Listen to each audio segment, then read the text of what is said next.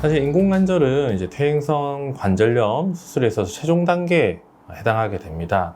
그래서 보통 65세 이상 환자분들이 3개월 이상 보존적 치료를 했음에도 불구하고 평지로울 때 통증이 있을 때 이제 병원을 내원하셔서 엑스레이 검사를 하게 됩니다. 그 검사에서 우리가 등급을 나누게 되는데 그 등급 4기에 해당하면 인공관절 수술을 고려하게 되고, 다른 방법은 별로 효과가 없다고 우리가 판단을 내릴 수 있습니다. 대부분의 환자들은 70세 이상인 경우가 많습니다. 하지만 운동을 많이 하거나 아니면 고된 일을 많이 하신 분들은 나이가 젊더라도 그 엑스레이상 그 4등급에 해당하게 되어 다른 치료는 힘들고 인공관절을 선택해야 될 수가 있습니다.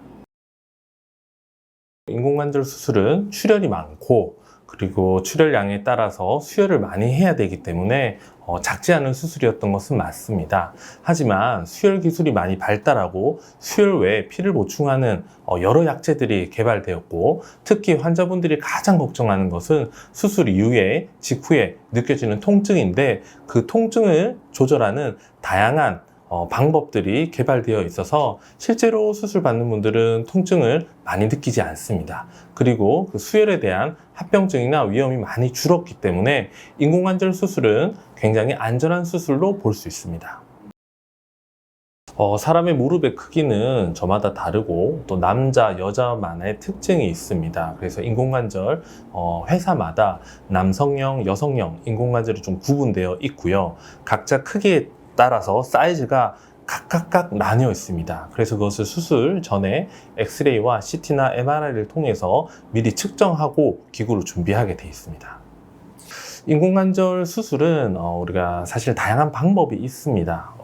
의사가, 술자가 인공관절을 제대로 넣기 위해서 측정법을 많이 사용하는 경우도 있고, 간격을 우리가 텐션으로 조절하는 방법이 있는데, 각 방법은 각각 장단점이 있지만 결국은 무릎 관절 수술을 잘 이루어서 관절 운동이 잘 되고 무릎의 축을 회복하는 데 있기 때문에 그것에 우리가 초점을 맞추어서, 특히 의사가 숙련된 방법과 경험을 토대로 하게 된다면 큰 어려움 없습니다. 하지만 사람마다 무릎의 모양이 각기 다르기 때문에 최근에는 내비게이션이나 무릎 내 인공 칩을 넣는다든지 그런 다양한 방법을 통해서 더 정밀하고 더 정확하게 수술을 하려는 노력이 많이 있습니다.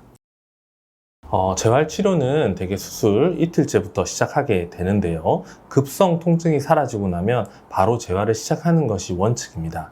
그리고 재활병원, 수술병원이 따로 떨어져 있지 않고 한 곳에서 원팀, 재활과 수술과 입원, 모든 것들이 한 팀에서 이루어지는 것이 환자분을 통증을 조절하면서 재활하는 데 가장 중요하다고 볼 수 있습니다. 우리가 보통 2주 정도 입원을 하시게 되는데요. 2주 정도라는 기간은 환자의 상처가 안정되고, 그리고 급성염증이 경감되고, 그리고 기본적인 재활, 특히 우리가 평지를 보행하는 재활이 어느 정도 가능한 시간이 2주면 된다는 것입니다. 그래서 한쪽을 기준으로는 대개 2주 만에 퇴원하게 되고요. 양쪽인 경우에는 1주 정도 더 걸리는 경우가 있습니다. 인공관절 수술을 가장 잘하는 선생님한테서 이제 인공관절을 배웠고 10년 동안 그 노하우를 바탕으로 수술을 하고 있습니다. 인공관절 수술은 환자 개인에게 있어서는 큰 일입니다. 그래서 저희는 뭐 공장처럼 이렇게 수술하는 병원은 아니고요.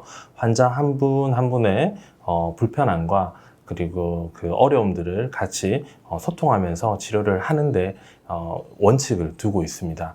그리고 저희들만의 장점이라고 하면 첫 번째 이제 다양한 경험과 그리고 이제 많은 논문 작업을 하면서 축적된 지식과 그리고 해외 학회에서 발표하고 공부한 것을 기반으로 병동과 수술과 그리고 재활팀이 하나가 되어 한 팀이 되어 수술 전부터 수술 중, 수술 후 관리까지 한꺼번에 진행한다는 데 장점이 있습니다.